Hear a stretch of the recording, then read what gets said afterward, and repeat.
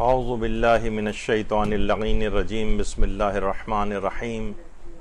الحمد للہ وکفا وسلام علی عبادہ الذین اصطفیٰ. درود بھیجیے محمد آل محمد.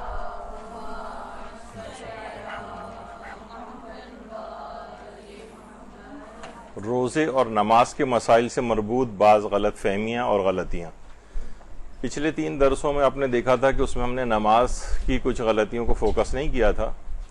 لیکن آج روزے کے علاوہ کچھ غلطیاں نماز کے سلسلے میں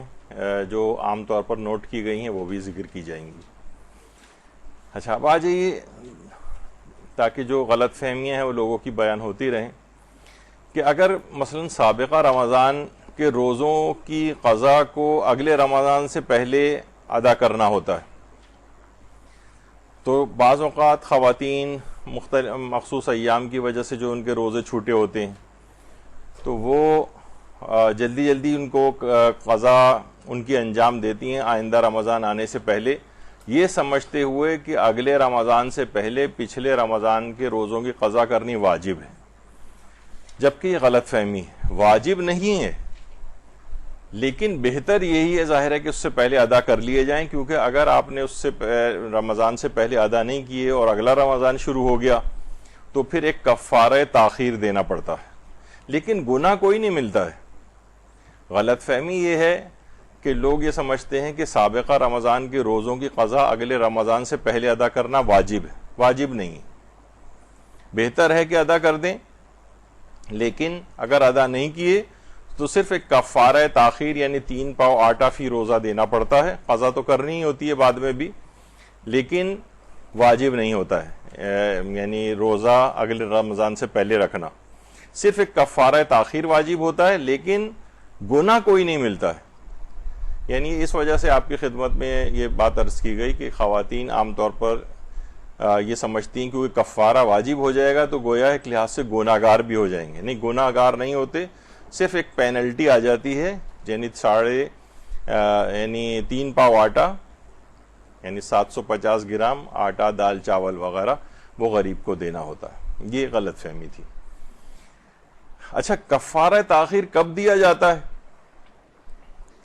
کفارہ تاخیر دیا ہی اس وقت جاتا ہے کہ جب اگلا رمضان شروع ہو جائے،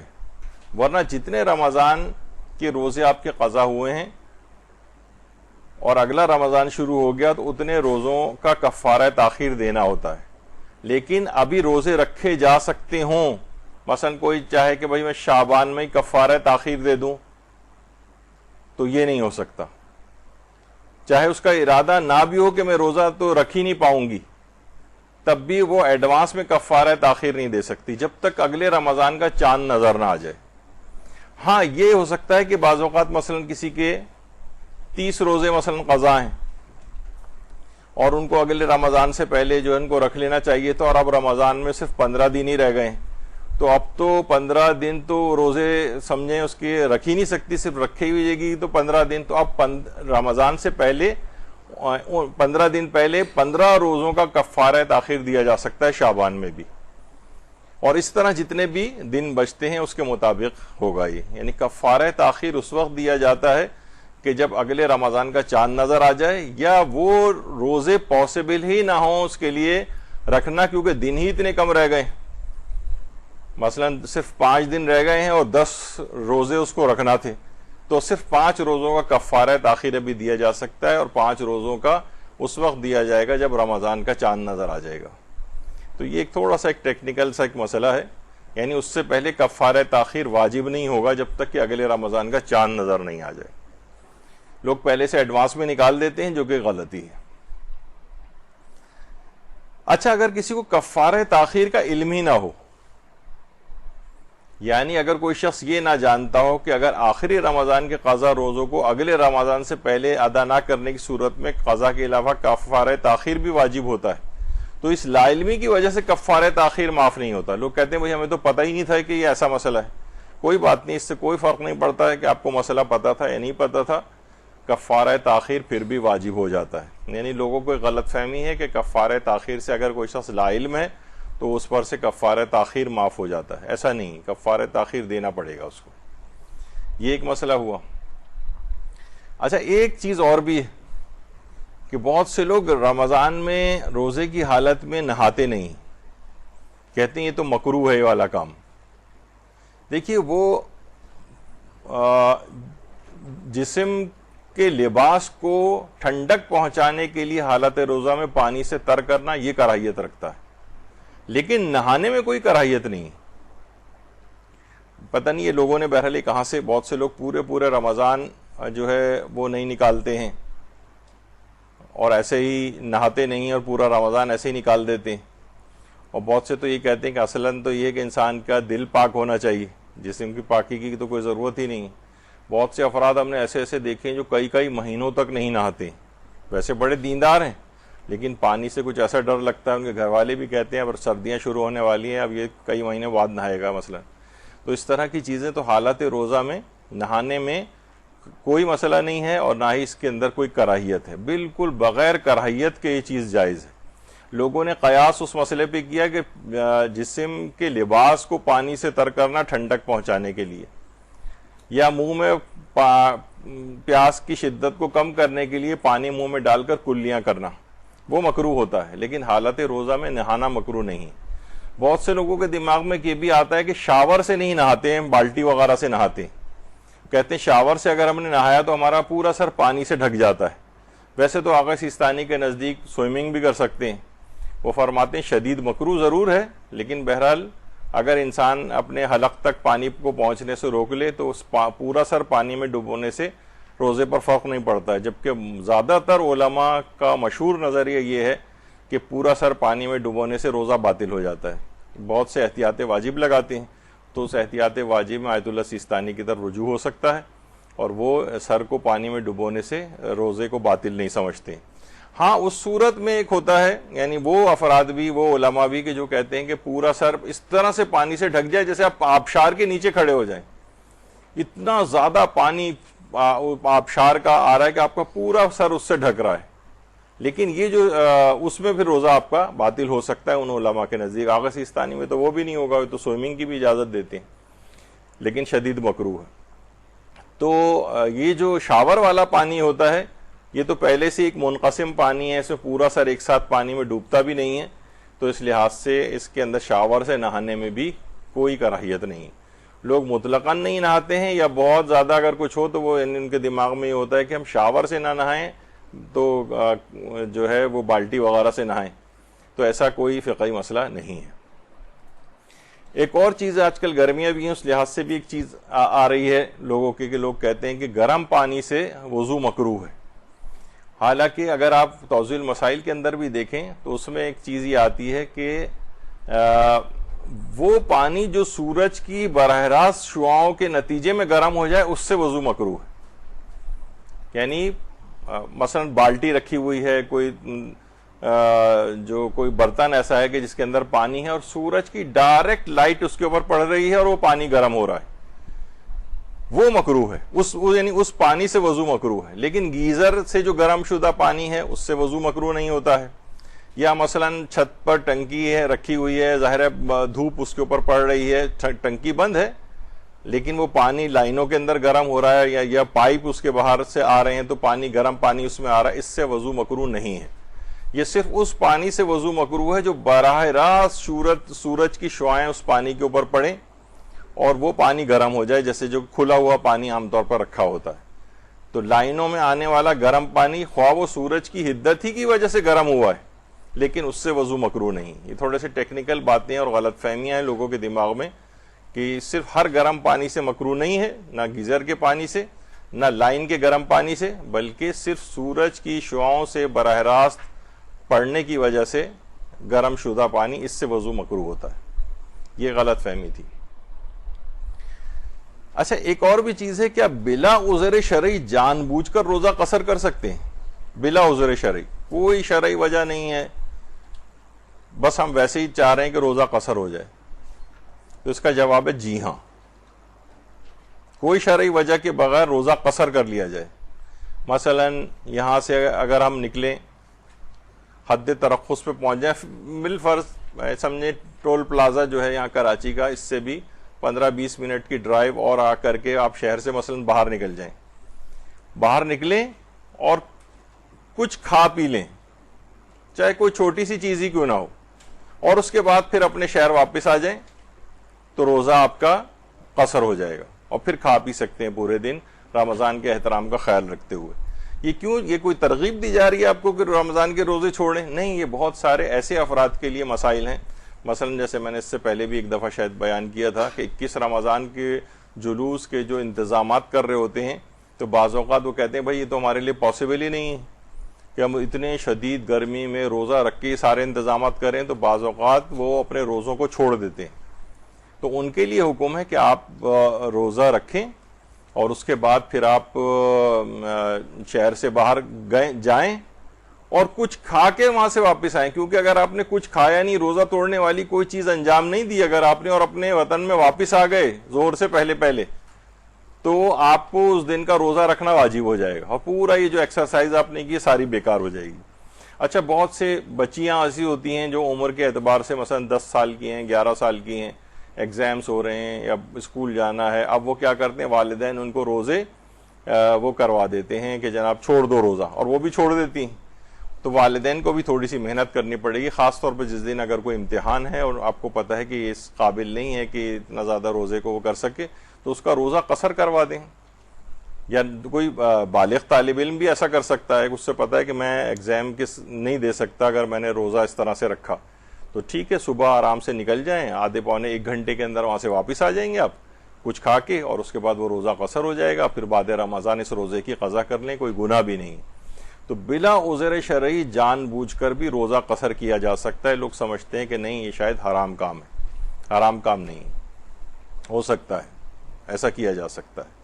چاہے کوئی عذر شرعی نہ بھی ہو۔ اچھا، اسی طرح سے ماہ رمضان میں جان بوجھ کر بغیر مجبوری کے بھی سفر کیا جا سکتا ہے۔ بغیر مجبوری کے سفر کون سے ہوتے ہیں؟ مثلا اکثر لوگ کہتے ہیں کہ بھائی لوگ ہم سے یا علماء سے ہم نے پوچھتے دیکھے ہیں، اور بعض اوقات مدرسے کے اس کے اوپر بھی پوچھنے کے لیے آ جاتے ہیں کہ بھائی ہم رمضان کے بعد بھی تو زیارات پر جا سکتے ہیں، تو یہ کیا ضروری ہے کہ رمضان میں ہی جائیں اور اپنے آخری چند روزے ہمارے جو ہے نا قصر ہو جائیں؟ عید وغیرہ لوگ کرتے ہیں تو ظاہر ہے 2-3 دن پہلے ان کو جانا ہوتا ہے یہاں سے، تو کیوں نہ ہم اپنے رمضان کو کامل کریں؟ تو ایسا کوئی شریعت کے اندر کوئی ضروری چیز نہیں ہے۔ ماہ رمضان میں بغیر مجبوری کے جان بوجھ کر بھی سفر کو اختیار کیا جا سکتا ہے۔ اور آیت اللہ سیستانی فرماتے ہیں کہ ماہ رمضان میں سفر کرنے میں کوئی حرج نہیں ہے، لیکن روزے سے فرار کے لیے سفر کرنا مکروہ ہے، خواہ 23 رمضان گزرنے سے پہلے ہو یا اس کے بعد ہو۔ یعنی اگر کسی کی نیت یہ ہو کہ میں ماہ رمضان سے فرار اختیار کر لوں اور مجھے روزے نہ رکھنے پڑیں، یعنی زیارات وغیرہ کا اتنا قصد نہیں ہے اس کا ہے کہ کسی طرح سے روزہ نہ رکھنا پڑے، تو بہرحال جائز تو ہے یہ، لیکن مکروہ ہے۔ اور اسی طرح سے ماہ رمضان میں سفر کرنا کراہیت رکھتا ہے، سوائے اس کہ حج یا عمرے یا کسی ضرورت کے لیے ہو تو مکروہ بھی نہیں۔ حج کے لیے ماہ رمضان میں سفر، یہ لوگوں کے دماغ میں آتا ہے، تو ہمیشہ ایک ہی چیز نہیں دماغ میں انسان رکھے، کیونکہ ویسے تو شوال، ذی قعدہ اور ذی الحجہ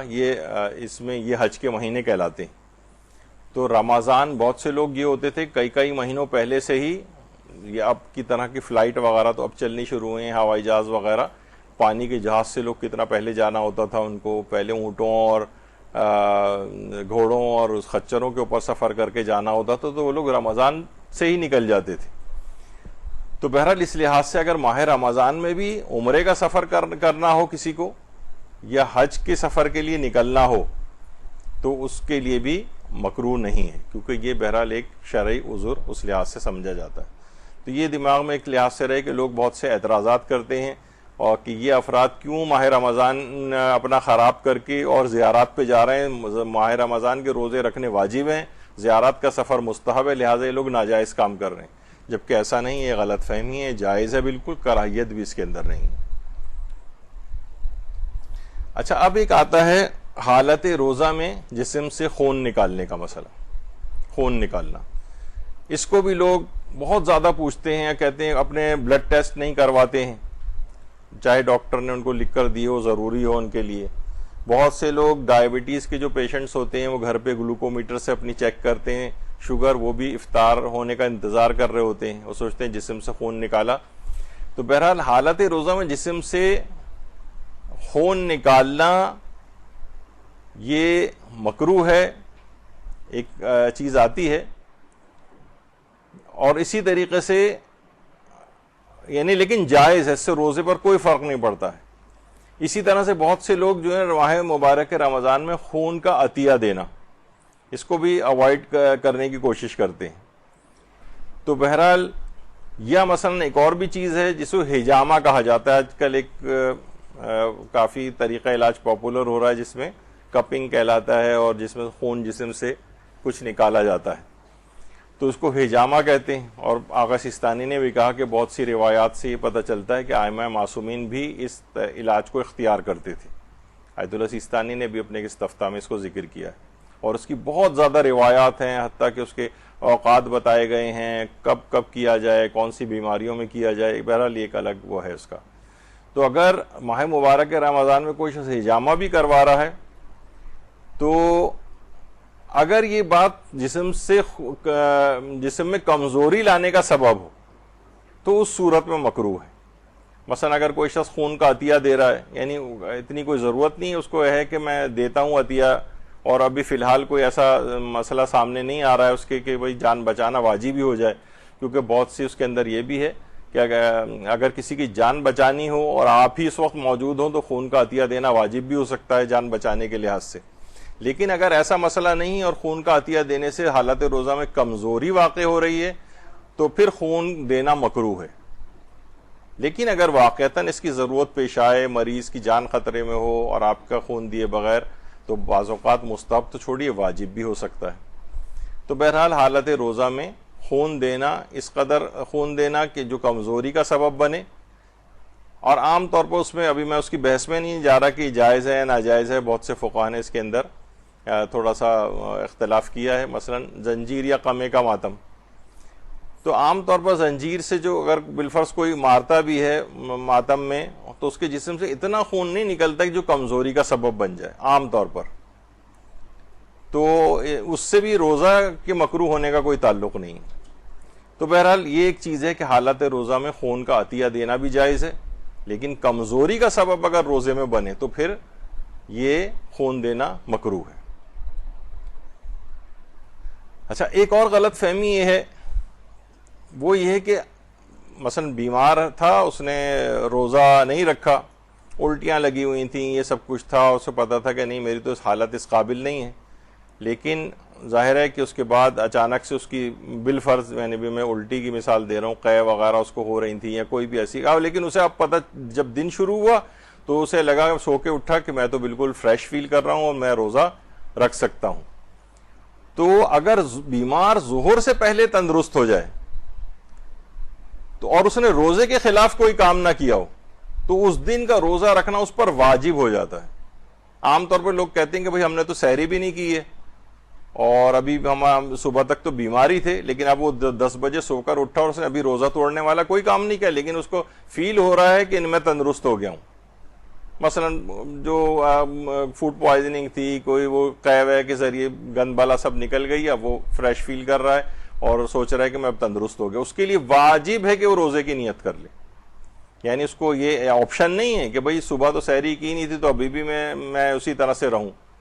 لیکن البتہ اگر ظہر کے بعد وہ تندرست ہو تو پھر اس دن کا روزہ رکھنا اس پہ واجب نہیں ہے۔ ظہر سے پہلے اگر وہ بیمار تندرست ہو جائے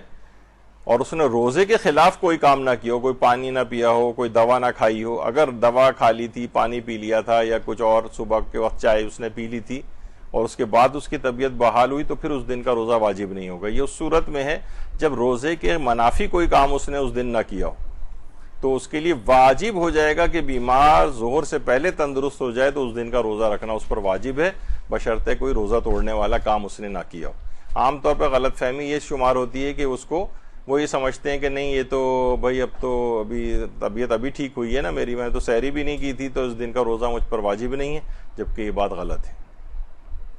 اچھا، ایک اور غلطی نوٹ کی گئی ہے، وہ ہے حالت روزہ میں ناک میں دوا ڈالنے کے سلسلے میں ایک غلطی لوگوں کی بہت فریکوینٹلی نوٹ کی ہے۔ دیکھیے، حالت روزہ میں آنکھ میں دوا ڈالنا بالکل جائز ہے، چاہے اس کا ذائقہ حلق میں کیوں نہ محسوس ہو، جائز بالکل۔ اچھا کان میں دوا بالکل ڈالنا جائز ہے قطرات کی صورت میں، کوئی مسئلہ نہیں ہے، بالکل ٹھیک ہے۔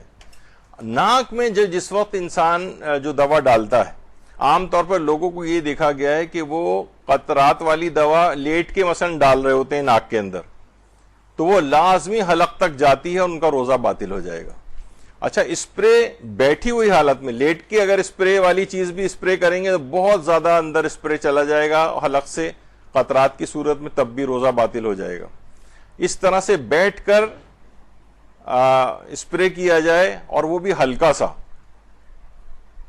اگر اسپرے کر لیا جائے وہ بھی کافی ہوتا ہے۔ اگر فل اس کو دبا کے اسپرے اگر آپ نے کیا تو اس سے بھی حلق کے اندر وہ قطرات اس کے جاتے ہوئے محسوس ہوتے ہیں۔ تو بہرحال اس کے اندر ناک والے جو مریض ہیں اور ان کی ناک بند ہے اور ناک کھولنے کے لیے جو اسپریز وغیرہ آتے ہیں، تو قطرات لیٹ کے قطرات کی صورت میں تو کوئی سا بھی اسپرے نہیں ڈالیں، اس سے روزہ آپ کا باطل ہو جائے گا۔ لیکن اگر اسپرے کی صورت، اچھا یہ بھی کر سکتے ہیں، ایک اسپرے بوٹل والی لے لیں جو عام طور پر جو کچھ قطرات کی صورت میں ہوتے ہیں، تو اس میں تو اسپرے کی طرح کا نہیں ہوتا ہے، اس بوتل کو خالی کر کے اس میں ڈال لیا جائے اسپرے والی بوٹل میں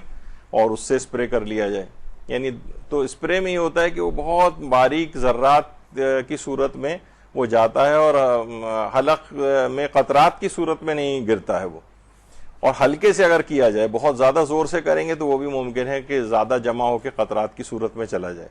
تو یہ ناک میں جو اسپرے کا یہ جو قطرات ڈال رہے ہوتے ہیں لوگ، اس سے ان کا روزہ باطل ہو جاتا ہے۔ اس صورت میں جائز ہے ایسے طریقہ کار اختیار کریں کہ اسپرے کی صورت میں اس کو استعمال کریں اور دوا حلق سے نیچے نہیں اترنی چاہیے، وہ ہلکے اسپرے کی صورت میں ہی ہوگا۔ زیادہ فل فارم کے اندر جب وہ اسپرے کریں گے تو اس سے قطرات کی صورت میں دوا اندر حلق میں جا سکتی۔ یہ ایک احتیاط ہے۔ آنکھ میں مسئلہ نہیں ہے ڈالنا قطرات، کان میں ڈالنا مسئلہ نہیں ہے، ناک کے اندر ڈالنے کے اندر یہ والا مسئلہ آتا ہے۔ اچھا اسی طرح سے ایک اور ہے، حالت روزہ میں مریض اسٹیم لیتے ہیں، بھاپ لیتے ہیں ناک کھولنے کے لیے، اکثر نزلہ زکام وغیرہ ہو جاتا ہے۔ تو ایک تو یہ ہے کہ ہلکے پھلکے طریقے سے، جس طرح مثلا اسٹیم انہیلر ہے یا کوئی کسی برتن میں مثلا اس سے جو بھاپ نکل رہی ہے وہ تو اتنی نہیں ہوتی ہے کہ وہ قطرات کی صورت میں حلق میں گرے، لیکن اگر کوئی چادر یا اس طرح سے اوڑھ کی اور اسٹیم انہیلر اندر رکھا ہوا ہے اور پوری چادر اس نے سر پہ اپنے اوڑھی ہوئی ہے، تو اس میں اتنا زیادہ اسٹیم بعض اوقات ڈیولپ ہوتی ہے جو حلق میں قطرات کی صورت میں گرتی ہے جا کر ناک کے ذریعے۔ تو وہ افراد کے جو کہ پورا اپنے آپ کو کسی چادر وغیرہ کے اندر بند کر کے لیتے ہیں اسٹیم، کیونکہ ویسے دیکھا جائے تو اسٹیم لینا جائز ہے، لیکن شرط یہ ہے کہ قطرات کی صورت میں حلق سے نیچے نہ اترے گی۔ اسی وقت پاسبل ہے جب آپ کوئی موٹی چادر یا کوئی اور اس طرح کی چیز اور اس میں کہیں بھاپ نکلنے کا ذریعہ بھی نہیں ہوتا، بس آپ اندر ہیں اور اسٹیم انہیلر اندر ہے، آپ کی چھوٹے چھوٹے اسٹیم انہیلر بھی آ گئے، لوگ آرام سے اپنی چادر وغیرہ کے اندر چھپ کے اس کے اندر بیٹھ کے اور اسٹیم لے رہے ہوتے ہیں، تو وہ اتنی زیادہ اسٹیم ڈیولپ ہو جاتی ہے جو قطرات کی صورت میں حلق میں گرتی ہے، اس سے روزہ باطل ہو جائے گا۔ ورنہ عمومی طور پر ہلکی پھلکی جو اسٹیم لی جاتی ہے اس سے روزہ باطل نہیں ہوتا۔ یہ ایک احتیاط ہے جو مریضوں کو دیکھنی چاہیے۔ یہی وجہ ہے کہ سونا بات یا جو اسٹیم بات جو لوگ لیتے ہیں تو اس میں بھی بھاپ اس قدر اگر ہوگا جو قطرات کی صورت میں حلق سے نیچے اترے تو اس سے بھی روزہ باطل ہو جاتا ہے۔ لیکن اگر اتنی نہیں ہے کہ قطرات کی صورت میں حلق سے گرے تو ٹھیک ہے، تو یہ خود ہی دیکھنا ہے آپ نے کہ کب کیا کرنا ہے۔ اچھا ایک اور فطرے کے سلسلے میں ایک مسئلہ یہ آتا ہے کہ اگر گھر کا سربراہ جس پر فطرہ واجب ہے، بہت سے لوگ یہ ہیں کہ بھائی وہ لاپرواہ ہیں، نہ خمس نکالتے ہیں، نہ اپنے مالی واجبات نکالتے ہیں، کہ لاپرواہانہ زندگی ایک ہے، نہ روزے رکھتے ہیں مثلا، کیونکہ اگر کوئی شخص روزہ نہیں بھی رکھے تب بھی اپنے اہل و عیال کا فطرہ تو الگ سے ہی واجب ہے اس کے اوپر۔ وہ اگر فطرہ نہیں نکال رہا ہے اگر کوئی شخص، تو پھر کیا کریں؟ مثلا ہمارا فطرہ وہ نہیں نکال رہا ہے جبکہ اس کے اوپر واجب ہے، تو آقا سیستانی فرماتے ہیں احتیاط واجب کے طور پر پھر اپنا فطرہ خود نکالیں۔ یعنی فطرہ واجب تھا مثلا ہمارے والد کے اوپر، لیکن وہ اللہ کی نافرمانی کرتے ہوئے لاپرواہ نہیں نکال رہے ہیں، تو فرماتے ہیں احتیاط واجب یہ ہے کہ اپنا فطرہ پھر اس صورت میں خود نکالیں۔ یہ ایک چیز تھی کہ بھائی واجب تو ان کے اوپر ہے، ہمارے اوپر واجب نہیں ہے، وہ خود بھگتیں گے، نہیں، اس صورت میں فرماتے ہیں احتیاط واجب یہ ہے کہ اپنا فطرہ خود نکالیں۔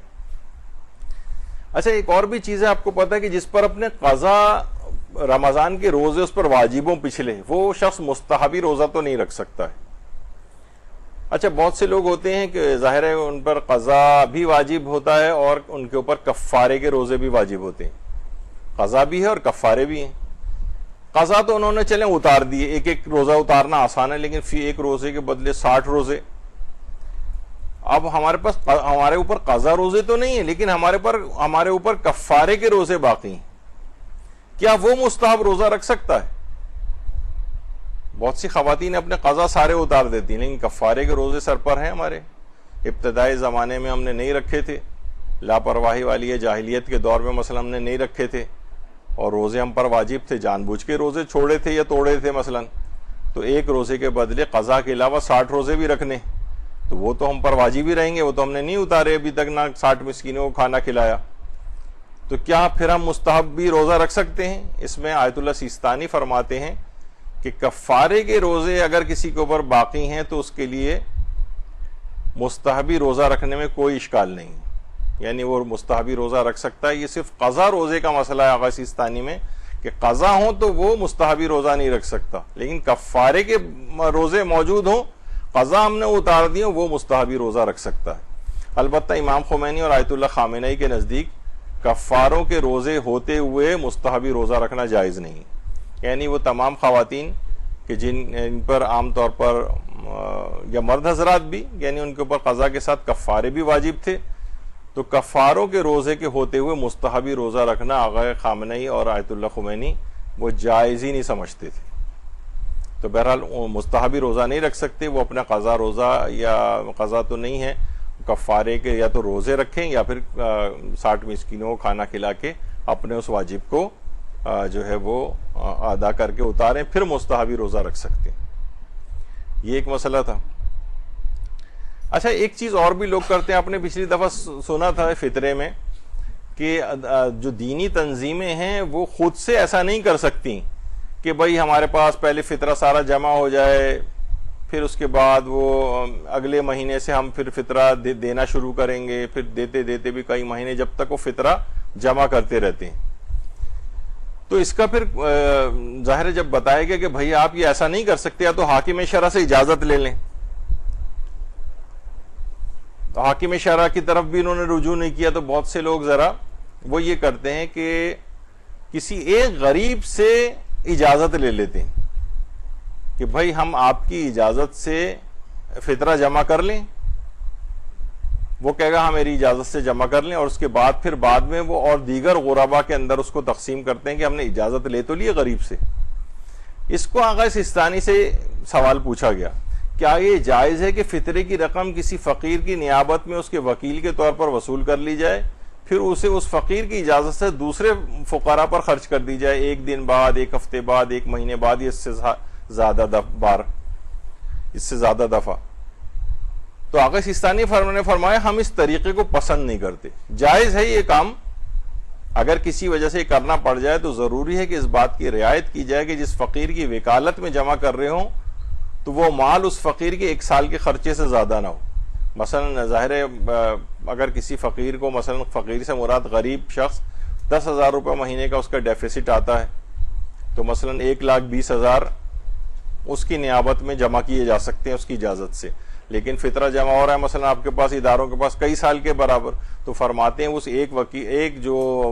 غریب ہے 1 سال کے خرچے کے برابر تو وہ اجازت دے سکتا ہے، اس سے زیادہ اس کی اجازت بھی بیکار ہے۔ یعنی یہ ایسا نہیں کیا جا سکتا، اور بالفرض اگر اتنی ہی اجازت آپ نے لینی ہے، فقیر جتنا لے سکتا ہے، تو بھی فرماتے ہیں کہ ہم اس طریقہ کار کو پسند نہیں کرتے،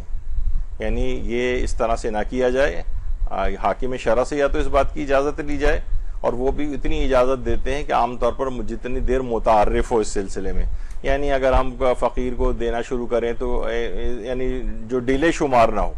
یعنی ایسا نہ ہو کہ ہم آرام سے بیٹھے ہوئے ہیں، ٹھیک ہے پیسہ جمع رکھا ہوا ہے ہمارے پاس، جب کوئی آئے گا مانگنے تو دے دیں گے اور بس، ورنہ ایسے ہی بیٹھے ہوئے ہیں۔ نہیں، بس ایک متعارف حد تک جتنی ضرورت پیش آتی ہے غریب تک پہنچنے میں، جب آپ جمع کر رہے ہیں تو پھر آپ کو خود اپروچ بھی کرنا پڑے گا غریب تک۔ آپ انتظار نہیں کریں گے کہ غیب سے کوئی اللہ کسی فقیر یا غریب کو آپ کے پاس بھیج دے، پھر وہ فطرے کا تقاضا کرے تو آپ اسے فطرہ دیں۔ اس کا مطلب ہے آپ یہ کام صحیح نہیں کر رہے ہیں, لوگوں نے تو فطرہ نکال دیا لیکن آپ تاخیر سے کام لے رہے ہیں. تو یہ لوگوں نے ایک حل اس کا نکالا کہ ہم غریب سے اجازت لے کے یہ کام کر لیں. تو غریب سے آپ نے دیکھا کہ فقط اتنی اجازت وہ دے سکتا ہے کہ جتنی, اچھا اور پھر یہ بھی فرمایا آغا سیستانی نے کہ وہ دل سے بھی اجازت دے. بعض اوقات یہ ہوتا ہے جو بیچارہ خود غریب ہے, آپ کہیں گے تمہاری نیابت میں ہم جمع کر کے دیگر غربا کو دیں گے, وہ تو سوچے گا کہ سارا جب میری اجازت ہے تو میرے پاس ہی آنا چاہیے. تو وہ بیچارہ بس کہتا ہے کہ چلو جتنا بھی مجھے ملے گا مل جائے گا, باقی تو بس یہ اجازت وہ دل سے نہیں دے رہا ہوتا عام طور پر. تو یہ دو شرطیں اس کے اندر ہیں کہ دل سے اس کو اجازت دینا چاہیے, اور دوسرا 1 سال کے خرچے سے زیادہ کی وہ اجازت نہیں دے سکتا. اور 1 سال کا خرچہ بھی وہ جو کہ جتنا اس کا ڈیفیسٹ آتا ہے, ورنہ ہو سکتا ہے کہ خرچہ اس کا جو ہے وہ مثلا 50,000 روپے مہینہ ہو, تو پورے 50,000 سے 6 لاکھ کا حساب نہیں بنے گا, بلکہ ظاہر وہ کماتا ہے, سیلری ہے 5-10 ہزار کا اس کا کمی پڑتی ہے اس کو, تو اتنا پھر اس کو ہم ضرب دیں گے 12 سے, اور وہ بنے گا اس کے 1 سال کا خرچہ. تو بہرحال یہ ایک چیز ہو گئی جو اس میں عام طور پر لوگ کر رہے ہیں غلطی, تو وہ بھی آپ کے سامنے ذکر ہو گئی. اچھا ایک اور مسئلہ بڑا پیش آتا ہے روزے کی حالت میں رمضان میں,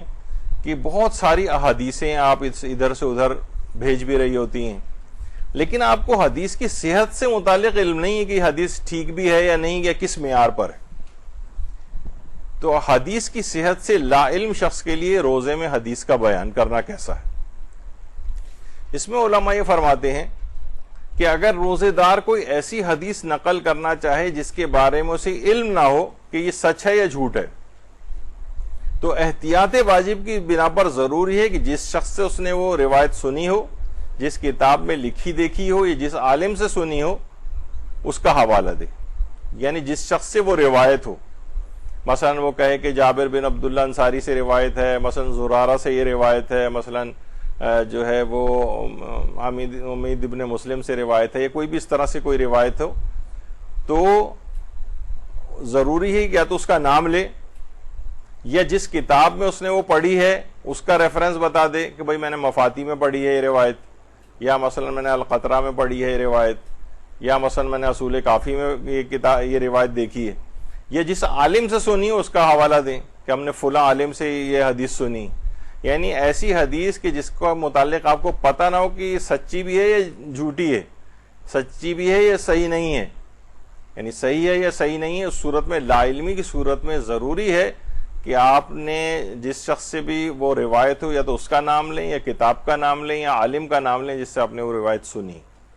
یہ اس روایت کے متعلق ہے کہ جو اس کے متعلق آپ کو پتہ نہ ہو کہ یہ صحیح ہے یا نہیں. لیکن وہ جو کہ بالکل جس کی صحت کا آپ کو پورا یقین ہے,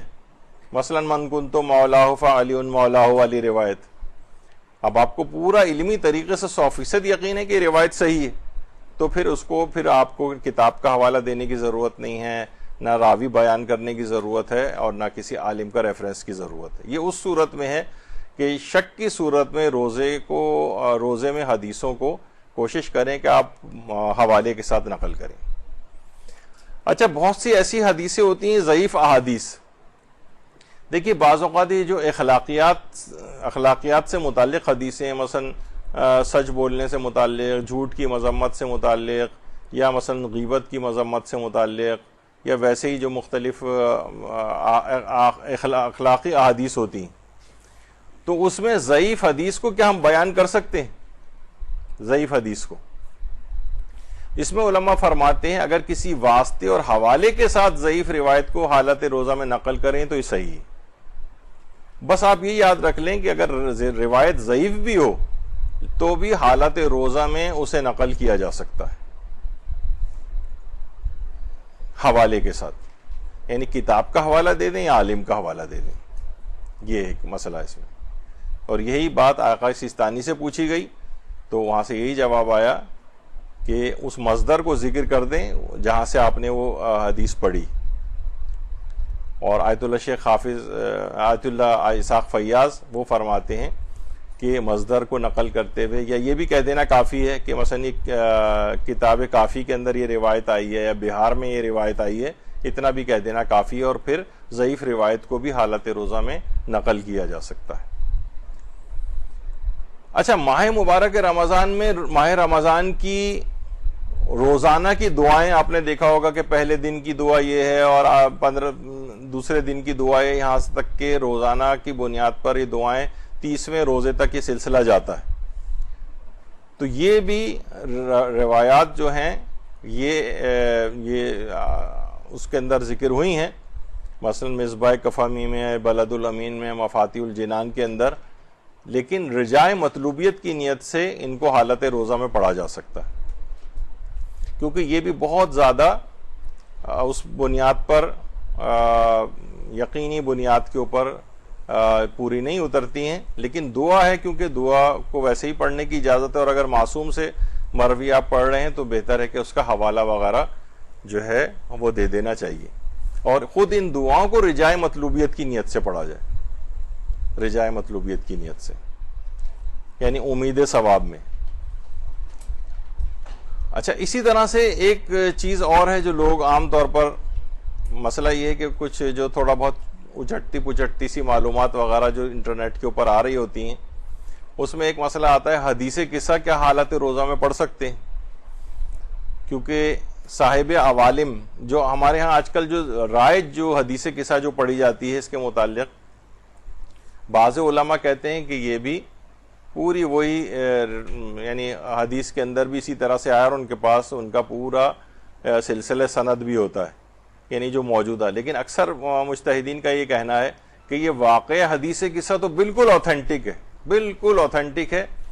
لیکن یہ جس کو اس پورے واقعے کو ایک خاص ترتیب کے ساتھ جو لکھا گیا ہے، یہ حدیث میں اس طرح سے نہیں آیا ہے. یہ صاحب عوالم جو کہلاتے ہیں، عوالم العلوم، انہوں نے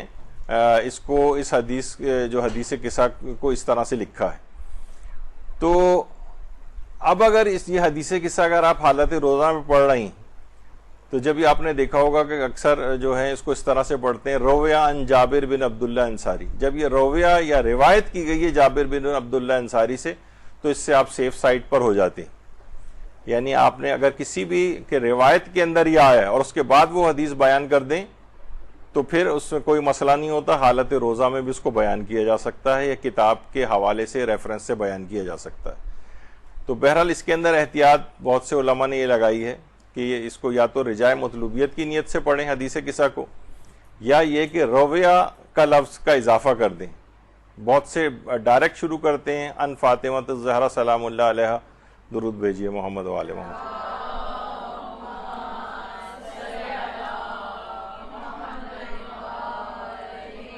تو حالت روزہ میں ایک احتیاط یہ ہے کہ اس میں رویہ کا لفظ کا اضافہ کر دینا چاہیے،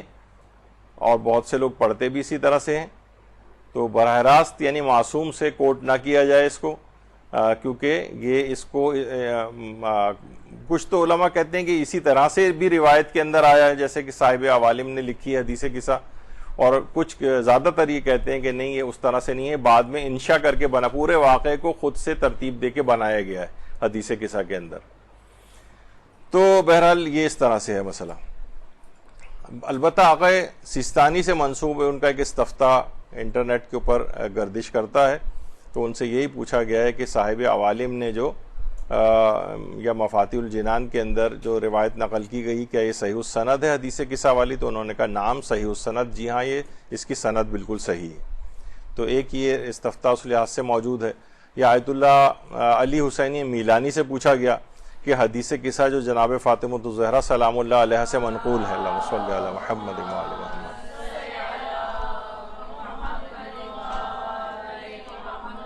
کیا یہ سندن قابل اطمینان ہے؟ کیونکہ کچھ لوگ یہ کہتے ہیں کہ یہ روایت سندن صحیح نہیں ہے. تو جواب یہ کہ حدیث انہوں نے دیا آیت اللہ علی حسینی میلانی نے کہ حدیث قصہ سند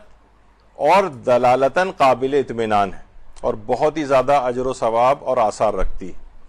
تو بہرحال سند کے اعتبار سے بھی انہوں نے کہا ہے کہ یہ معتبر ہے، اور دلالت کے اعتبار سے بھی معتبر ہے. اور اسی طریقے سے مثلا آیت اللہ کاظم الحائری، ان سے بھی یہی سوال پوچھا گیا، تو بہرحال انہوں نے کہا کہ یہ مسلمات میں سے، زیارت عاشورہ، حدیث قصہ، زیارت جامعہ، یہ سب مسلمات میں سے. جبکہ انہوں نے سوال کرنے والے نے پوچھا تھا کہ ان کی صحت کے متعلق بتائیے کہ صحیح ہے یا نہیں. تو بہرحال علماء کا ایک پورا گروپ ہے، بہت سے انہوں نے تو اپنا یہی حدیث قصہ جو ہم روزانہ پڑھتے ہیں اس کو پورے سلسلے سند کے ساتھ جابر بن عبداللہ انصاری اور اس سے ہوتے ہوتے نیچے نیچے لاتے ہوئے اپنے اوپر ختم کیا ہے اور کہا کہ اس کی سند صحیح ہے، اور ایک استفتاء میں آغا سیستانی نے بھی اس کی سند کو صحیح قرار دیا ہے۔ تو بہرحال حالت روزہ میں لیکن بہرحال یہ کہ رویہ سے شروع کیا جائے اس کو، یا اور رجاء مطلوبیت کی نیت کر لی جائے بعض فقہا کے نزدیک، جیسے آیت اللہ ناصر مکارم شیرازی فرماتے ہیں رجاء مطلوبیت کی نیت سے روزے میں اس کو پڑھا جائے۔ اچھا، اب ایک مسئلہ اور آتا ہے اور وہ ہے حالت روزہ میں ماہ مبارک رمضان میں اگر ڈاکٹر روزہ رکھنے سے منع کرے۔ لوگ بڑے آرام سے ظاہر ڈاکٹر کے پاس جاتے ہیں، ڈاکٹر صاحب بخار ہو رہا ہے روزہ رکھوں، تقریباً 99.99% ڈاکٹر مجھے لگتا ہے یہی کہتے ہیں کہ نہیں آپ بیمار ہیں روزہ نہ رکھیں، کھانسی نزلہ ہوا ہے روزہ نہ رکھیں، جسم میں کوئی درد ہے روزہ نہ رکھیں، ہلکا پھلکا سا یعنی گھٹنے یا اس کے اندر درد ہے وہ کہتے ہیں نہیں موڑے نہیں کرسی پہ بیٹھ کر پڑھیں۔ زیادہ تر ایسا ہوتا ہے کہ یہ اس لحاظ سے کیونکہ میری کمیونٹی کے پیٹی بند بھائی ہیں مجھے پتہ ہے ان لوگوں کا، تو زیادہ تر کا جو ہے نا یہ اس طرح کی ایک روش ہوتی ہے کہ وہ اسلام کے اوپر جو ہے وہ چھری چلا دیتے ہیں اور بڑے آرام کے ساتھ مریضوں کو روزہ چھوڑنے کو کہتے ہیں۔ اچھا دیکھیے، اگر فقہی مسئلہ یہ ہے کہ اگر مریض کو اس بات کا اطمینان ہے کہ روزہ رکھنے سے مجھے نقصان نہیں ہوگا تو اس کے لیے واجب روزہ رکھے خواہ ڈاکٹر منع ہی کیوں نہ کرے۔ یعنی اگر ڈاکٹر روزہ رکھنے سے منع کرے اور مریض کو یہ اطمینان ہو کہ روزہ رکھنا میرے لیے مضر نہیں ہے تو اس کو روزہ رکھنا واجب ہے خواہ ڈاکٹر منع ہی کیوں نہ کر رہا ہو۔ اور اس کے برخلاف بھی ہے، مریض کو ڈاکٹر کہہ رہے ہیں کہ آپ کے لیے روزہ رکھنا نقصان دہ نہیں ہے روزہ رکھیں، لیکن مریض کو اطمینان ہے کہ مجھے نقصان ہوگا تو اس کے لیے روزہ نہ رکھنا ہی ضروری، چاہے ڈاکٹر کہے کیوں نہ رہا ہو کہ تمہیں روزہ رکھنا ہے۔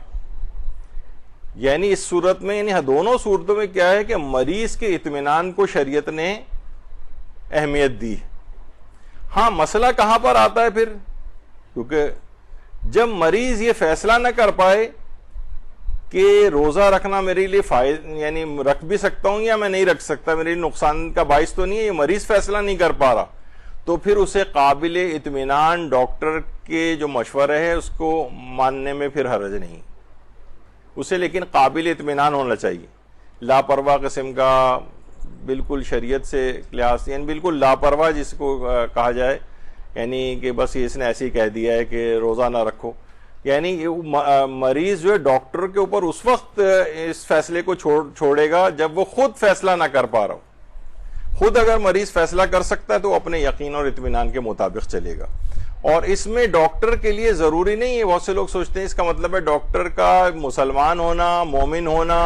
اور شریعت کے مسائل سے واقف ہونا ضروری ہے۔ جواب ہے جی نہیں، کافر ڈاکٹر کی بات کے اوپر بھی آپ اعتماد کر سکتے ہیں بشرطے کہ اپنی پروفیشنل طریقے سے اپنا جو علم ہے اس کے مطابق اس نے آپ کو صحیح مشورہ دیا ہو۔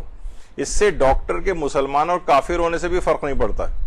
آغا سیستانی سے ہی پوچھا گیا نا، مریض خود فیصلہ نہ کر سکے اور روزہ رکھنے یا نہ رکھنے کے سلسلے میں قابل اعتماد ڈاکٹر کے مشورے پر عمل کرنا اس کی شرعی ذمہ داری ہو، تو کیا اس ڈاکٹر کا مسلمان یا مومن ہونا ضروری ہے؟ جواب ہے جی نہیں، مسلمان ہونا ضروری نہیں۔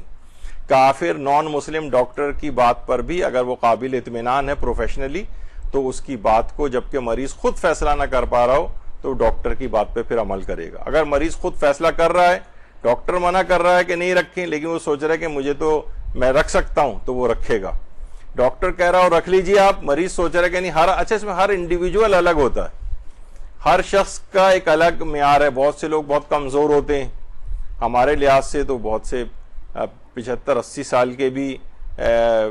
جوانوں سے زیادہ صحت مند بظاہر نظر آ رہے ہوتے ہیں، عمر کے اعتبار سے اگرچہ زیادہ ہیں لیکن وہ سوچتے ہیں کہ میں روزہ رکھ سکتا ہوں تو وہ روزہ رکھے گا۔ تو یہ عام طور پر لوگ غلط فہمی کا شکار ہوتے ہیں۔ جی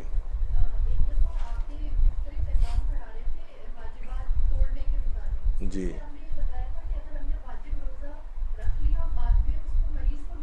جی جی جی وہ دوسرا وہ الگ مسئلہ ہے کہ اس کو اطمینان ہوا لیکن گناہ کوئی نہیں ملے گا، یعنی اطمینان تھا اس کو کہ مجھے نقصان میرے لیے نہیں ہوگا، لیکن بعد میں ثابت ہو گیا کہ تمہاری بات یعنی تم نے جو سوچا تھا وہ بات غلط تھی اور یہ تمہیں اس سے نقصان ہوا ہے، تو اس دن کا روزہ اس کا باطل سمجھا جائے گا۔ وہ ایک الگ مسئلہ ہے کہ جب اپنے یقین کے برخلاف چیز ثابت ہو گئی، جس وقت وہ رکھ رہا تھا اس وقت تو اسے نہیں معلوم تھا، تو اس لحاظ سے اس کو کوئی روزہ رکھنے کا کوئی گناہ نہیں ملا، اس نے اپنے فریضے پہ عمل کیا تھا، لیکن بہرحال اس کا روزہ باطل ہو گیا اور اس کو بعد میں اس کی قضا کرنی پڑے گی۔ وہ ایک الگ مسئلہ تھا۔ پھر ایک مسئلہ ایک اور آتا ہے، وہ ہے کہ ماہ مبارک رمضان میں بھی ظاہر ہے کہ اموات ہوتی رہتی ہیں، لوگوں کو بعض اوقات غسل دینے بھی جانا پڑتا ہے، اور اگر کسی شخص پر مثلا کوئی ڈاکٹر ہے، اسے مریض کا ٹریٹمنٹ لینا پڑ رہا ہے، ابھی اس نے غسل مسح میت نہیں کیا ہے اور اس میں اس نے روزہ رکھ لیا، تو بہت سے لوگ کہتے ہیں کہ مجھ پہ تو غسل مسح میت واجب ہو گیا تھا اور میں نے غسل لیا بھی نہیں، تو میرا روزہ صحیح نہیں۔ تو اس کا جواب یہ ہے کہ اگر جان بوجھ کر بھی کوئی شخص غسل مسح میت انجام نہ دے اور روزہ رکھ لے تو اس کے روزے پر کوئی فرق نہیں پڑتا، اس کا روزہ صحیح رہتا ہے۔ یہ اس طرح کا مسئلہ نہیں ہے کہ مثلا غسل جنابت یا غسل حیض کی طرح والا مسئلہ، یعنی غسل مسح میت جس کے اوپر واجب ہو وہ شخص جان بوجھ کر بھی اگر غسل نہ کرے تب بھی اس کا روزہ صحیح رہتا ہے، اور اگر دوران روزہ میت کو ہاتھ لگائے تب بھی اس کا روزہ باطل نہیں ہوتا ہے، یعنی پہلے سے واجب نہیں تھا، پہلے یعنی جو مسئلہ بیان ہوا اس میں تو یہ کہ پہلے سے اس پر غسل مسح میت واجب ہو گیا، پھر روزے کا وقت شروع ہوا، وہ رکھ سکتا ہے روزہ، بالکل روزہ اس کا صحیح ہے۔ اور ایک یہ ہے کہ روزہ اس نے رکھ لیا تھا، پھر کسی کا انتقال ہو گیا، پھر اس کو ہاتھ واتھ لگانا پڑ گیا اور پھر وہ غسل نہیں کر سکا، تو اس سے بھی روزے پر کوئی فرق نہیں پڑتا ہے۔ اچھا، ایک اور بھی چیز ہے، وہ بھی بہت زیادہ لوگ پوچھتے ہیں، اسی ماہ مبارک رمضان میں کتنے لوگوں نے یہ بات دریافت کی کہ مثلا کسی پر غسل مسح میت واجب ہے تو ہم نے اس سے جا کر ہاتھ ملا لیا، تو کیا ہم پر بھی غسل مسح میت واجب ہو گیا؟ تو لوگ سوچتے ہیں غسل مسح میت اس طرح سے ٹرانسفر بھی ہو سکتا ہے لوگوں کے اوپر، جبکہ ایسا مسئلہ نہیں ہے۔ ہاں، اگر اس کا ہاتھ نجس ہے، مثلا ابھی ایک غسل اس نے دیا ہے اور مریض مردے کو ہاتھ واتھ لگا کر آیا ہے، تو ظاہر ہے ابھی 3 غسل تو مکمل نہیں ہوئے کہ اس کے بعد مردہ پاک ہوتا ہے، تو ابھی اس کے ہاتھ گیلے ہیں اور وہ گیلے ہاتھ اس نے گلے ملتے ہوئے، ہاتھ ملاتے ہوئے ہم تک میرا آپ کے ہاتھ پر نجاست، تو وہ صورت میں صرف آپ کا ہاتھ نجس ہوگا، پانی ایک دفعہ پانی ڈالنے سے پاک ہو جائے گا، لیکن غسل مسح میت ٹرانسفر نہیں ہوگا آپ کے اوپر۔ بہت سے لوگ یہ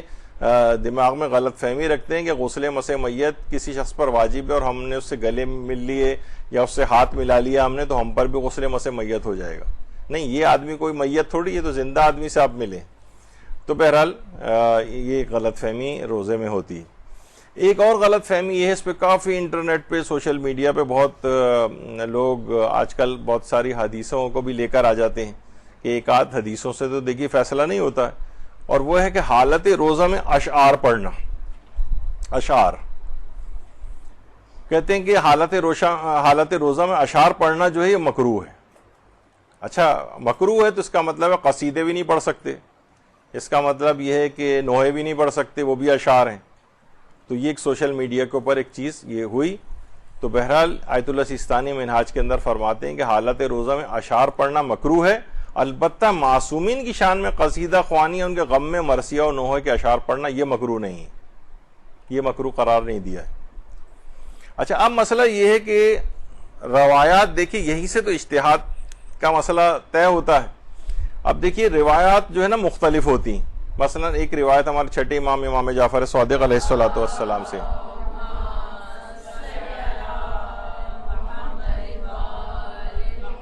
امام نے فرمایا رات کے وقت شعر نہ پڑھو، اور ماہ رمضان کے اندر تو رات اور دن دونوں میں شعر نہ پڑھو۔ تو آپ کے ایک صاحبزادے اسماعیل نے پوچھا، جن سے یہ اسماعیلی فرقہ نکلا ہے، یعنی ان کو اسماعیل نے تو دعویٰ نہیں کیا تھا، ان لوگوں نے ماننا شروع کیا۔ انہوں نے کہا بابا اگرچہ وہ اشعار ہم لوگوں کے متعلق ہی کیوں نہ ہو، یعنی خاندان اہل بیت سے متعلق۔ امام نے فرمایا ہاں، اگرچہ ہم لوگوں کے متعلق ہی کیوں نہ ہو، ملا یازر الفقی میں، یعنی رات اور دن دونوں میں خواہ ہمارے متعلق ہی اشعار کیوں نہ ہو، یہ نہ پڑھو۔ اچھا، اب اس کے بعد اس کے برخلاف دوسری روایت ہے، خلف بن حماد کہتے ہیں کہ میں نے امام رضا علیہ الصلوۃ والسلام سے دریافت کیا، صلی اللہ علیہ محمد وآل محمد، کہا کہ مولا ہمارے کچھ ساتھی آپ کے اجداد علیہم السلام سے روایت کرتے ہیں کہ شب جمعہ، روز جمعہ، ماہ رمضان اور رات کو شعر کہنا مکروہ ہے، اور میں ابوالحسن امام موسیٰ کاظم علیہ السلام کا مرثیہ کہنا چاہتا ہوں، اور یہ ماہ مبارک رمضان چل رہا ہے، یعنی کیا میں کہہ سکتا ہوں؟ امام نے فرمایا کہ امام موسیٰ کاظم علیہ السلام کا مرثیہ کہو سبھی راتوں میں اور ماہ رمضان میں بھی اور باقی دنوں میں بھی، پس اللہ عز و جل تیرے اس عمل میں تیری کفایت کرے گا۔ یعنی امام نے پہلی جو روایت ہے اس میں کہا کہ خواہ دن و راتی کیوں نہ اور ہمارے متعلق ہی کیوں نہ ہو، منع کیا، اور اس نے اگلی روایت میں جب 8ویں امام سے بات پوچھی گئی تو امام نے فرمایا کہ امام موسیٰ کاظم کے لیے کہہ سکتے ہو۔ تو دیکھیے یہی کام ہے کہ دیکھیے متضاد روایات ہوتی ہیں، تو صرف آپ حدیثوں کو پڑھ کر یہ جو فتویٰ دینے والا کام آج کل لوگوں نے پکڑ لیا ہے نا، بس ایک حدیث دے گی کہا بس یہ ہمارے لیے کافی، یہ ہمیں دلیل مل گئی ہے، بس اب ہمیں کسی مجتہد کے فتوے کی ضرورت نہیں۔ جبکہ آغا سیستانی سے شعر گوئی کی کراہیت کے متعلق جو سوال پوچھا گیا کہ ان افراد کے لیے شعر کہنا مکروہ ہے، مثلا روزے دار کے لیے حالت احرام میں شعر کہنا، حرم میں شعر کہنا، جمعے کے دن یا شب جمعہ شعر کہنا، کیا یہ کراہیت حق اور باطل دونوں کی قسم کی شاعری کو شامل ہے اور اہل بیت کی مدح اور مرثیے میں شعر کہنے کو بھی شامل کرتی؟ تو اس میں آغا سیستانی نے فرمایا کہ شعر کی کراہیت پر روایات روزے دار ماہ مبارک میں رمضان میں شعر کہنا، حالت احرام میں شعر کہنا، حرم میں شعر کہنا، جمعے کے دن شعر کہنا، رات کو شعر کہنا، چاہے کسی اور دن کی بھی رات ہو، ان سب کو شامل کرتی۔ یعنی یہ مکروہ سب کو شامل ہے، لیکن بعض روایات بھی اس بات کا تقاضا کرتی ہیں کہ بعض روایت میں شعر کہنے کی کراہیت حق اور باطل شعر اور اسی طرح وہ اشعار جو اہل بیت کی شان میں کہے جائیں ان سب کو شامل کرتی ہے۔ یعنی کہنے کا مقصد یہ آغا سیستانی کا یہ ہے کہ معتبر روایات میں بھی منع آئی ہے یہ بات کہ خواہ ائمہ کی شان میں کیوں نہ کہے جائیں، لیکن فرماتے ہیں کہ مجتہدین کرام کا عمل اس عمومیت کے برخلاف ہے، لہٰذا اس عموم پر عمل نہیں کیا جا سکتا۔ یعنی اب مجتہدین نے اس بات کو کہا ہے کہ قسم کا یعنی حدیث ہونے کے باوجود اور معتبر حدیث ہونے کے باوجود بھی، کیونکہ اس کے برخلاف احادیث بھی ہیں اور فقہا کا عمل اس کے خلاف ہے۔ یہ بھی دیکھیے خود ایک بہت عام طور پر لوگوں کو یہ بات سمجھ میں نہیں آتی، لوگ کہتے ہیں اچھا معصومین کے مقابلے پر آپ ان کو کھڑا کر رہے ہیں فقہا کو۔ نہیں، یہ پرانے جو علماء ایک سے ایک بڑے محدث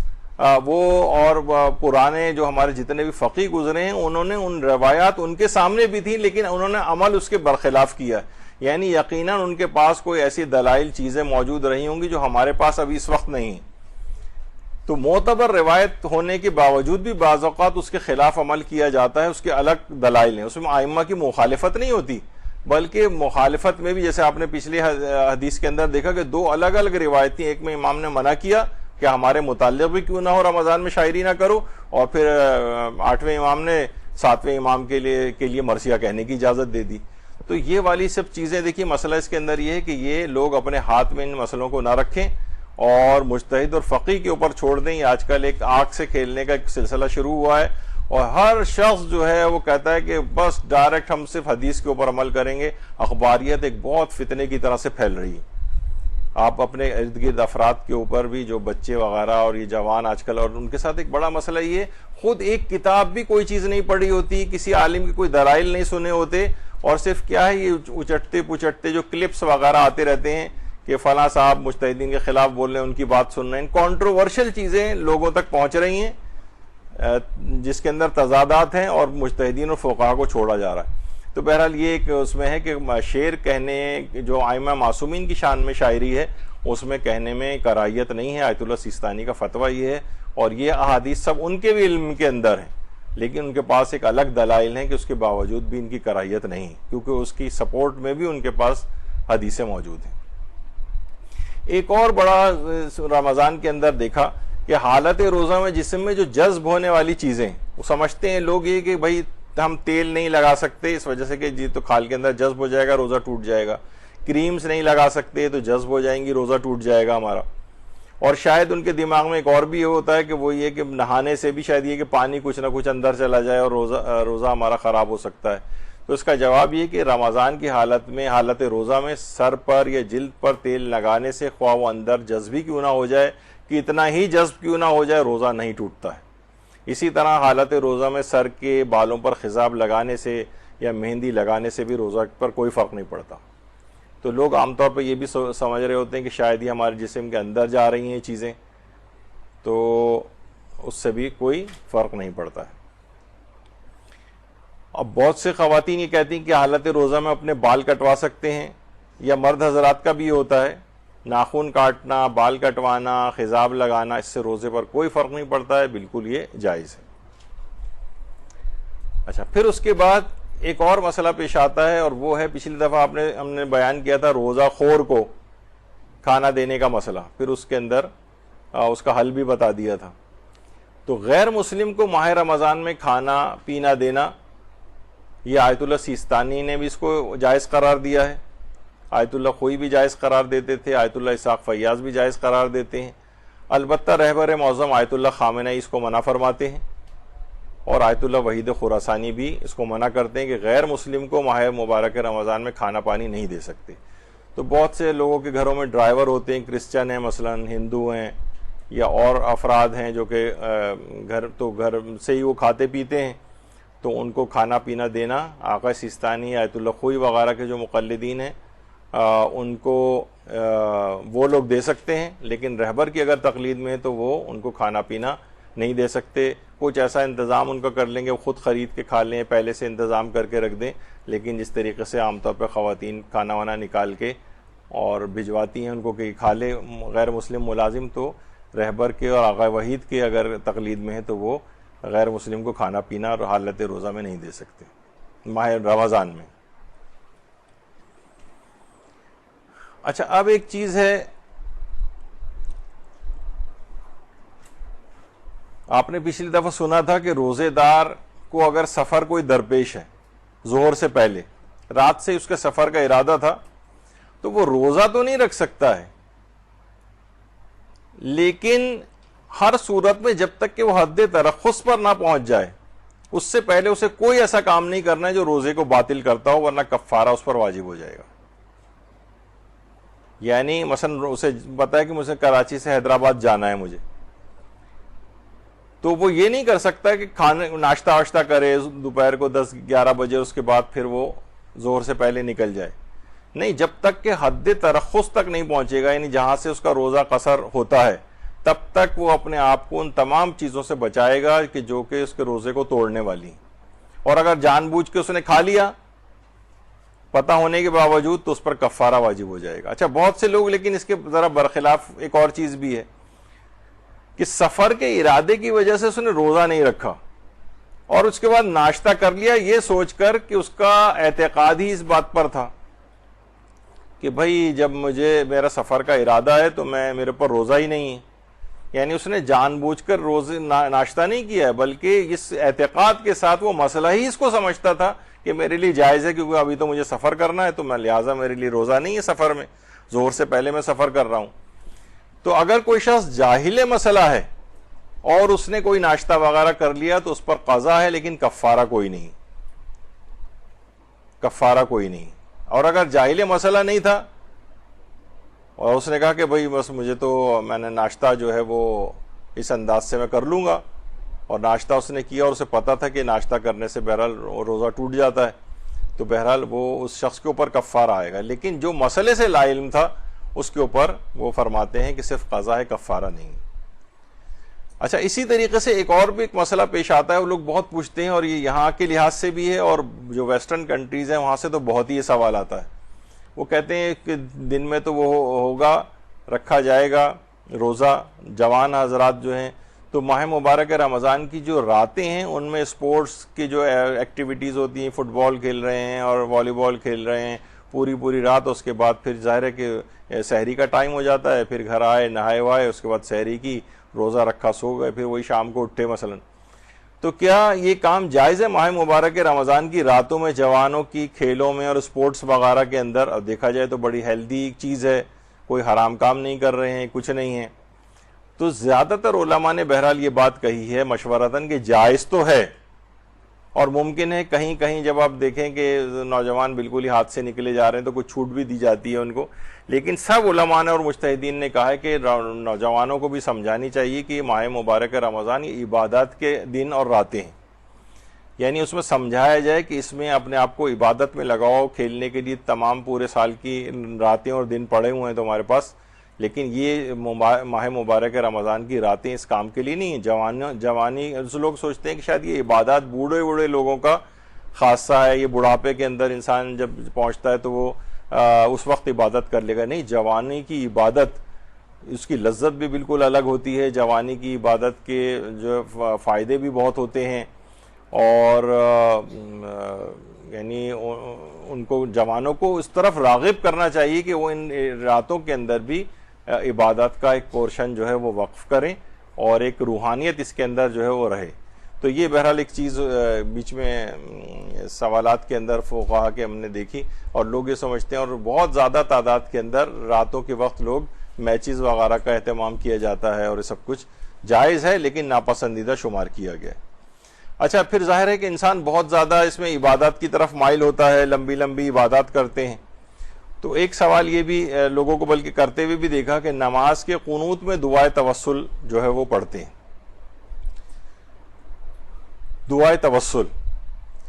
تو اس میں یہ ہے کہ کیونکہ براہ راست دعائے توسل میں معصومین سے خطاب کیا جاتا ہے، نام لے کر ان کا معصومین سے خطاب کیا جاتا ہے، تو آیت اللہ سیستانی سے ان کے نمائندے سے بھی یہ بات دریافت کی گئی کہ آقا کا اس سلسلے میں کیا نظریہ ہے، تو انہوں نے فرمایا کہ آیت اللہ سیستانی کے نزدیک نماز کے قنوت میں دعائے توسل پڑھنے میں اشکال ہے، احتیاط واجب ہے کہ اسے ترک کیا جائے۔ اسی طریقے سے مثلا الہی عظوم البلاؤ والی جو دعا ہے، یہ بھی کیونکہ اس میں یا محمد ہو یا علی ہو یا علی ہو یا محمد اکفیانی فإنکما کافیان، اس طرح سے براہ راست ان سے مدد نام لے کے طلب کی جاتی ہے، تو فرمایا کہ اس میں بھی اشکال ہے، یعنی الہی عظوم البلاؤ والی جو دعا ہے یہ نماز کے قنوت میں اس کو نہ پڑھا جائے اشکال کی بنا پر، اور دعائے توسل کو بھی نہ پڑھا جائے، دیگر دعائیں پڑھی جا سکتی ہیں۔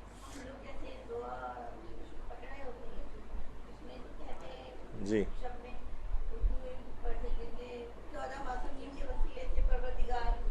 نہیں وسیلہ تو دے سکتے ہیں، لیکن جس میں براہ راست خطاب کیا جا رہا ہو نا ان سے، وہ والی دعا کو پڑھنے میں اشکال ہے۔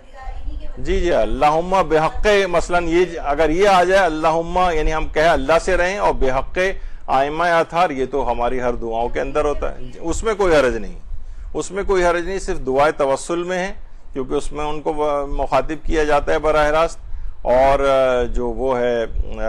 الہی عظوم البلاء والی دعا ہے اس کو پڑھنے میں اشکال ہے۔ اللہم کن لولیک الحجت والی دعا پڑھنے میں اشکال نہیں، اسے آپ قنوت کے اندر پڑھنا چاہیے بلکہ۔ تو اچھا، اس میں یہ تو آغا سیستانی نے اشکال لگایا ہے، رہبر معظم تو کہتے ہیں فتوے کی بنا پر دعائے توسل اور الہی عظوم البلاء والی جو دعا ہے وہ قنوت میں یا نماز کے دوران نہیں پڑھی جا سکتی، ان کا تو فتویٰ ہے، آغا سیستانی نے اشکال ظاہر کیا ہے۔ اچھا، ایک اور بھی چیز ہے کہ ظاہر ہے کہ انسان اس وقت جب ماہ مبارک رمضان ہے تو عبادات میں کوالٹی بھی آتی ہے، تو خشوع خضوع کی بڑی اہمیت ہے، تو اگر خشوع خضوع کے لیے آنکھیں بند کر کے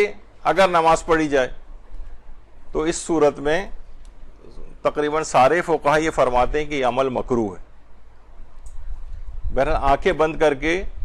بعض جگہوں کے اوپر یہ آیا ہے کہ اگر اس کے علاوہ کوئی طریقہ نہیں ہو اور خشوع خضوع اسی طرح سے ہی پاسبل ہو کہ آنکھ بند کی جائے تو پھر بعض جگہوں پہ اجازت دی ہے، لیکن بہرحال آقا سیستانی نے اور دیگر کچھ فقہا ہیں وہ بھی یہ فرماتے ہیں کہ بہرحال خشوع خضوع کے لیے بھی مکمل آنکھیں بند کر کے نماز نہ پڑھی جائے، اس میں کراہیت ہے، یعنی ثواب کم ہو جائے گا۔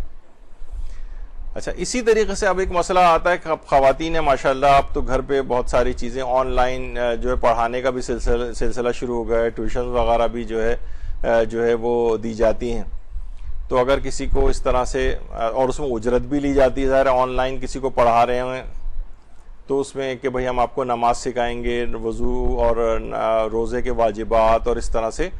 تو بہت سی خواتین یہ والا کام کرتی ہیں۔ تو یہ بات یاد رکھ لیں کہ واجبات جو بلکہ سارے واجبات جو ہیں ان کو سکھانے کی اجرت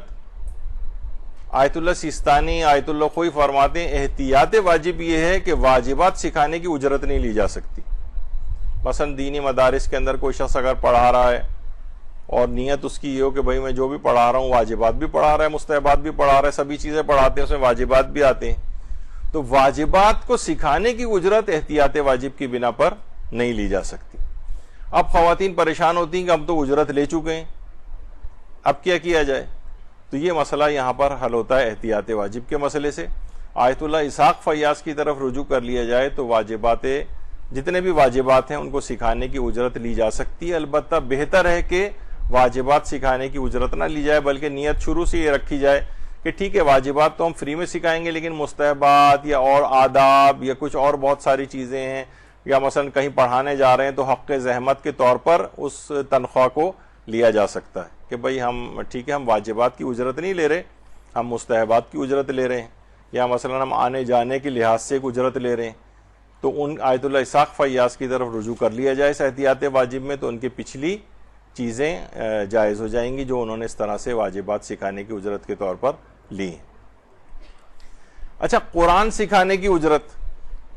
قرآن سکھانے کی اجرت بھی سب علماء نے جائز قرار دی ہے، البتہ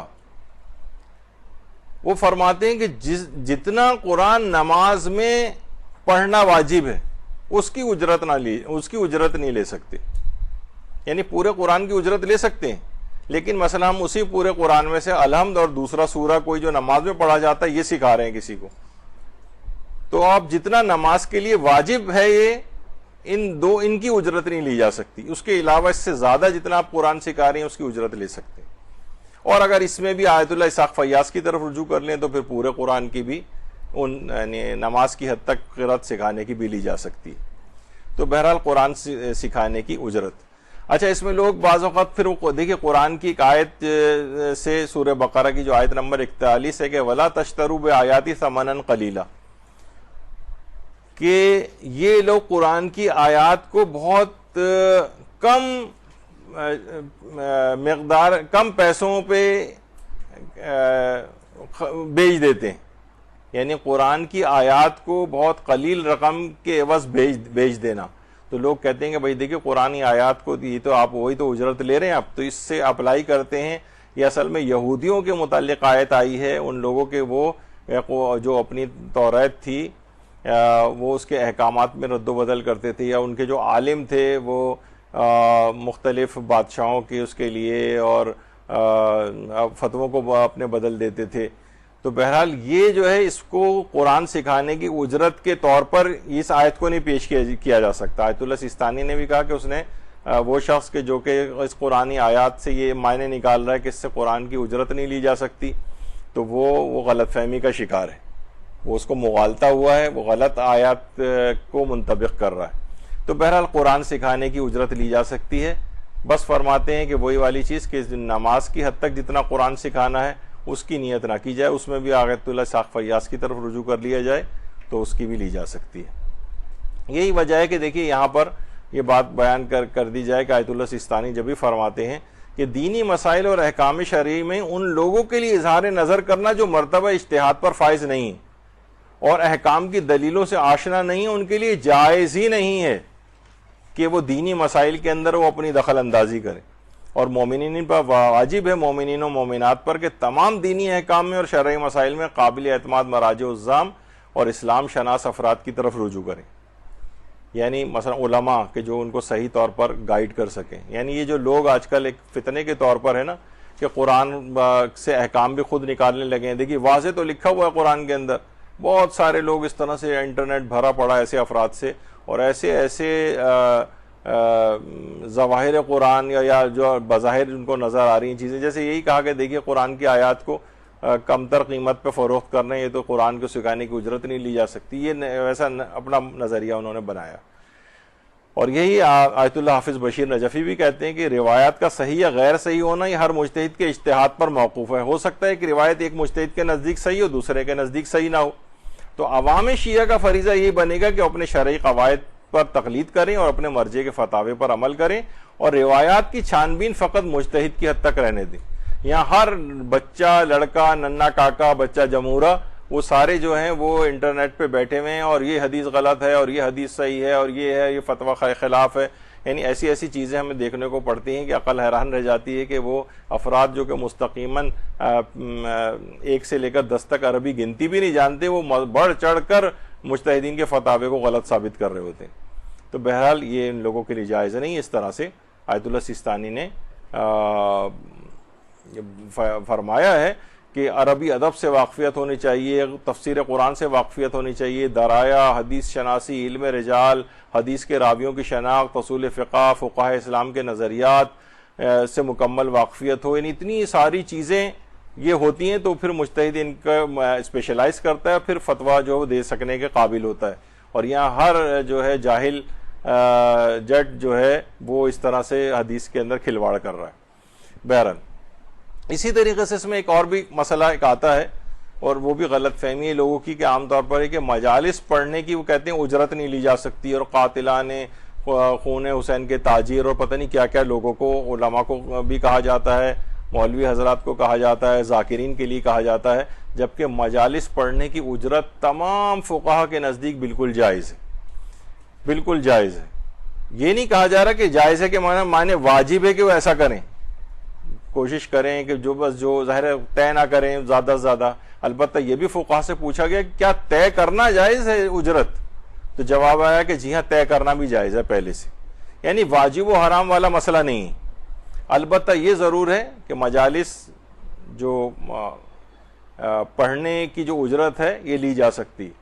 اچھا لوگوں کا یہ کہ بھائی کیوں اجرت کیوں لے رہے ہیں امام حسین کے، کیوں یہ، تو پھر وہی آیت اللہ حافظ بشیر نجفی والا جواب کہ ان کی پھر ساری ذمہ داری آپ ان کے خرچے وغیرہ جو ہے اٹھائیں ان کے، تاکہ وہ پھر یہ ان چیزوں کی طرف نہ جائیں. یعنی لوگ اس طور پہ کہہ رہے ہوتے ہیں کہ بھائی ان کو چاہیے، یعنی عالموں سے توقع کرتے ہیں انہیں بھوکے مرنا چاہیے یا یہ میکینک کا کام کرنا چاہیے، ان کو یہ کرنا چاہیے، اس کے بعد پھر یہ فری میں آ کر مجلس پڑھیں. نہیں، بہرحال مجالس پڑھنے کی اجرت، اور بعض اوقات یہ بھی علامہ ذیشان اظہر جوادی کہتے تھے خالی لفافے دینے کے جو مسئلہ ہے نا، اس نے ہی ڈیمانڈ کرنے والی جو ہے چیز ہے وہ پیدا کی. یعنی جب آپ لوگوں نے لوگوں کو خالی لفافے دینے شروع کیے، ہمارے یہاں جیسے میں نے ان کا ذکر کیا تھا، ایک دم جو مسجد خیر العمل کے پیش امام تھے جن کے اندر ہی قبر بھی ہے، ان کے ساتھ اکثر یہ ہوتا تھا کہ ان کو لوگ لفافہ پکڑاتے تھے نکاح پڑھانے کے بعد، جب وہ جا کے کھول کے دیکھتے تھے تو خالی نکلتا تھا. تو پھر جب یہ بہت زیادہ ہوا تو پھر لوگوں نے نا پہلے سے پھر ڈیمانڈ کرنا شروع کی. یعنی اس کلچر نے، خالی لفافے کے کلچر نے پھر ڈیمانڈ پیش کرنے کا کلچر جو ہے نا وہ پیدا کیا. تو بہرحال یہ سب چیزیں ہیں. مجالس پڑھنے کی اجرت، اسی طریقے سے نماز جماعت کی اجرت، یہ بیچ میں آ گیا تو بس میں اس کو ذکر کروں، زیادہ تفصیل میں نہیں جا رہا. نماز جماعت، دیکھیے نماز جماعت میں بھی اسے خود اپنی نماز تو پڑھنا ہی ہے، وہ مقدمات نماز کے طور پر حق محنت آنا جانا، مثلا وہ نماز تو خود گھر میں بھی پڑھ سکتا تھا وہ، لیکن ظاہر ہے وہ نکل کے آ رہا ہے اور زحمت کر رہا ہے یا گاڑی میں بیٹھ کے کسی جگہ مثلا نماز پڑھانے کے لیے جا رہا ہے، تو اس طور پر وہ اس کی جو ہے وہ لے سکتا ہے اجرت. تو بہرحال نماز جماعت کی اجرت، یعنی اس میں جو اور مستحبات ہیں یا اور حق زحمت والی جو چیزیں ہیں اس میں لے سکتا ہے وہ پیسے. براہ راست جماعت کی اگر نہ بھی لے وہ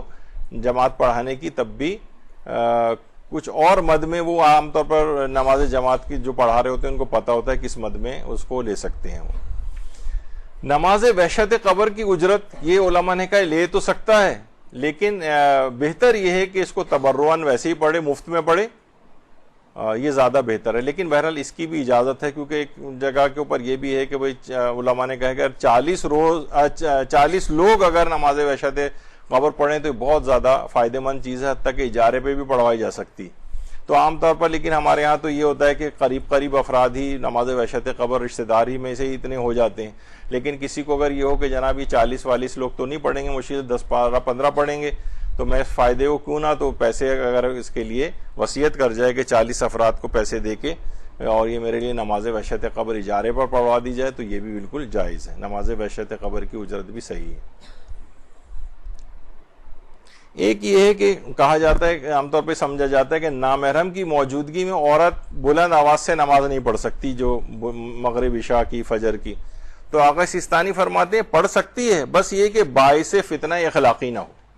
یعنی ایسی قرات کے ساتھ پڑھ رہی ہے کہ نامحرم بڑے کان لگا کے لذت کے ساتھ اس کو سن رہے ہیں وغیرہ. اس قسم کے بیمار افراد بھی ہوتے ہیں بہرحال، نفسیاتی بیمار، نفسانی بیمار. تو بہرحال نامحرم کی موجودگی میں بھی کوئی عورت بلند آواز سے نماز پڑھ سکتی ہے. دماغ میں آتا ہے کہ عورت نہیں پڑھ سکتی، اگر نامحرم موجود ہو پڑھ سکتی ہے، بس کوئی فتنہ اخلاقی کا سبب نہ بنے. اچھا، بعض جگہوں کے اوپر یہ بھی ہونے میں آ رہا ہے کہ عورتیں بھی نماز جماعت، یعنی عورتوں کی جماعت ہو رہی ہے اور عورتیں ہی پڑھا رہی ہیں. تو اس میں آیت اللہ سیستانی اور دیگر جو علماء ہیں وہ یہ فرماتے ہیں کہ پیش امام عورتوں کے بیچ میں ہی کھڑی ہو، آگے نہ کھڑی ہو، آگے نہ کھڑی ہو.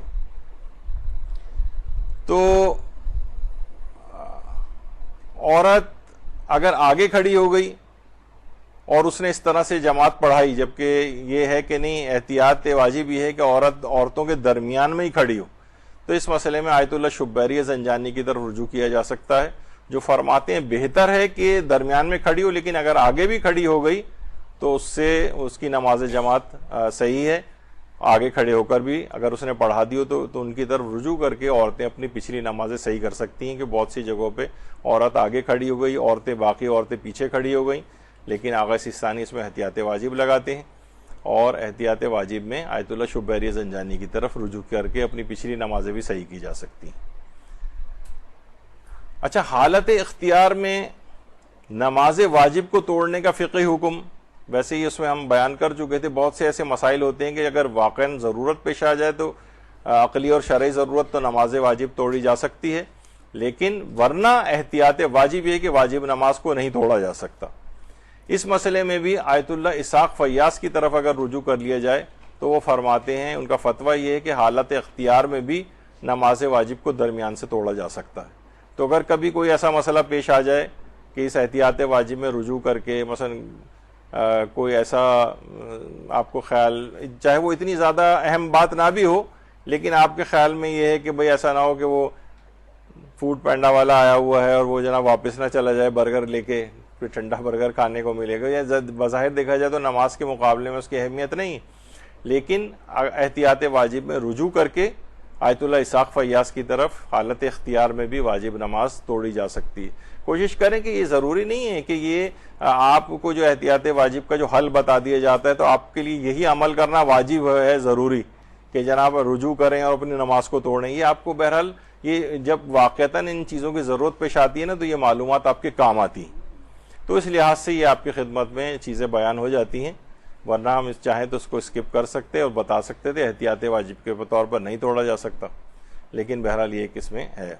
اسی طرح سے آج کل جوانوں میں ایک اور چیز ہے، شارٹس پہن کر وہ نمازیں بھی پڑھنے لگے. بعض اوقات تو یہ بھی ہوتا ہے کہ یعنی حیرانگی ہوتی ہے، خواتین اور بچوں کا مدرسہ ہے، والدین اکثر جو ہے وہ والد حضرات بچوں کو چھوڑنے آتے ہیں تو ان کو یعنی اتنا بھی احساس نہیں ہوتا کہ یہاں پر شارٹس پہن کے خواتین کی نگاہ ان کے پاؤں پر اور اس پہ پڑتی ہے،